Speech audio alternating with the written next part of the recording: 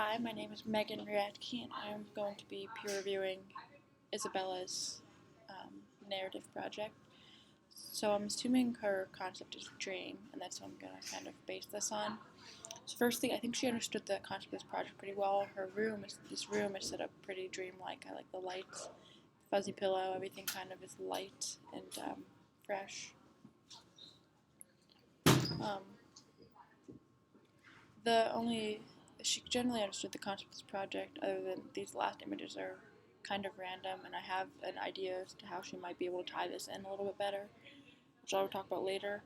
Some elements of design that I think she used really well are light, obviously, in these pictures. So this beam light that's in the back looks really nice, makes this environment look really dreamlike. Some of the images are a little bit blurrier than maybe would have been good.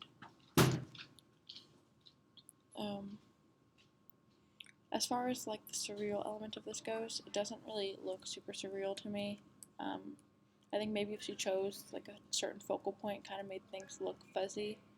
Like if we were focusing on the girl or the light or whatever she wants us to focus on more, and not everything in focus, which she could do it like a filter, just the way that she focuses. Um, and then maybe just think about colors. It might be cool if everything in here had been white. So like this girl had been wearing a white shirt, or the mirror wasn't this dark color, or if the whole room was bright, because you see this like shadow in here. The other issue that I think is dreamlike is the concept, but the photographer's shadow is in a lot of these images.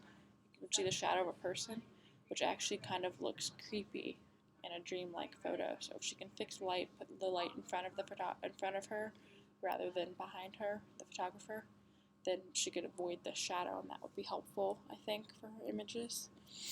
And then like these last images, like I was talking about, don't really go, kind of just start like it goes just from this girl sleeping to these photoshopped images of her kind of in different places, Times Square in New York City, and a